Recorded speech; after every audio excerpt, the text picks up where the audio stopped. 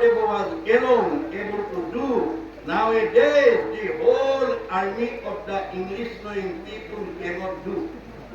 বিশ্বত এতিয়ালৈকে যিমানবিলাক গুৰু আৱিৰ্ভাৱ হ'ল, শংকৰদেৱে জগতবাসীৰ কাৰণে যিমান অৱদান দি থৈ গৈছে, পৃথিৱীৰ কোনো গুৰুৱে সিমান অৱদান দিব পৰা নাই। আৰু সেইজন গুৰু ক'ত জন্মগ্ৰহণ কৰিছে? অসম মাতৃৰ বুকুত। সেইকাৰণে অসমৰ মানুহক তেওঁ ভূয়সী প্ৰশংসা কৰিছে। কি বুলি? Assamese indeed fortunate, for Shankadeva has 5 centuries back given to Assamese people an ideal which is also my ideal of Ram Rajya. মানে যে মই যিখন ৰাম ৰাজ্য প্ৰতিষ্ঠা কৰিবৰ কাৰণে মানৱ কৰি আহিছিলোঁ, শংকৰদেৱে 500 বছৰ পূৰ্বতে সেইখন ৰাম ৰাজ্য অসমত প্ৰতিষ্ঠা কৰি থৈ গৈছে। অসমবাসী সঁচাকৈয়ে ভাগ্যৱান।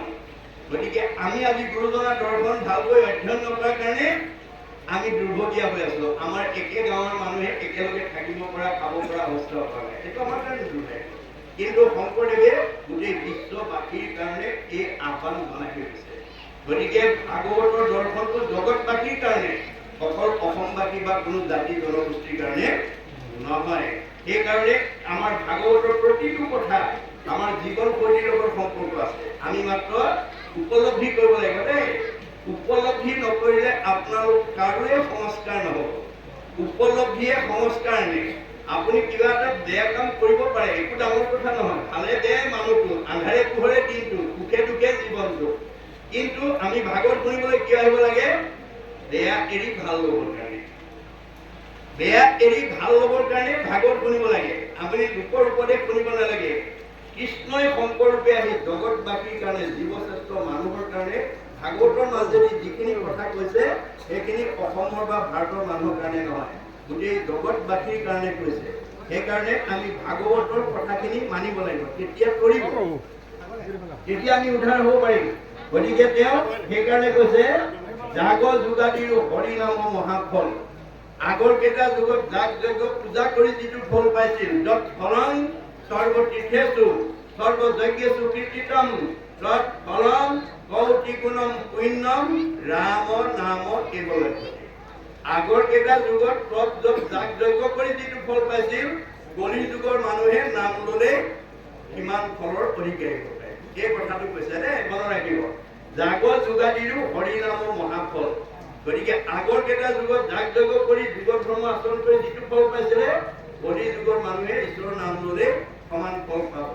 মনত ৰাখিব, জ্ঞানে যজ্ঞে পূজাৰ কৰিছে যেন ফল, হৰিৰ কীৰ্তনে তাক সাধয় সকল।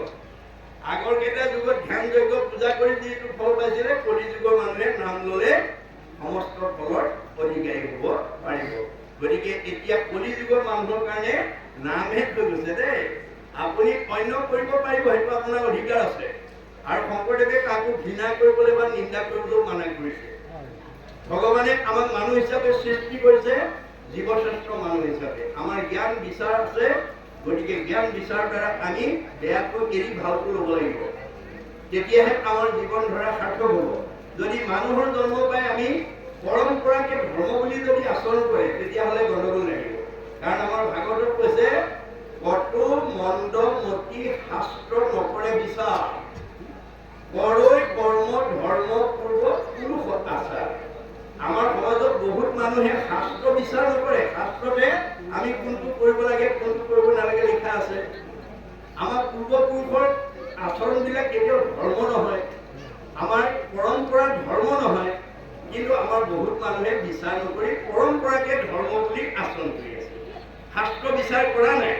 গতিকে সেইটো কোনো আমাৰ অসমৰ বা ভাৰতৰ বা কোনো বিশেষ জাতি জনগোষ্ঠীক লৈ কোৱা নাই, কিন্তু গোটেই জীৱশ্ৰেষ্ঠ মানৱক লৈ কৈ আছে। মনত ৰাখিব কথা যে মানুহৰ জন্ম লৈ যদি আমি বিচাৰ নকৰাকে কৰ্ম কৰোঁ, তেতিয়া আপুনি কেতিয়াও সফল হ'ব নোৱাৰিব।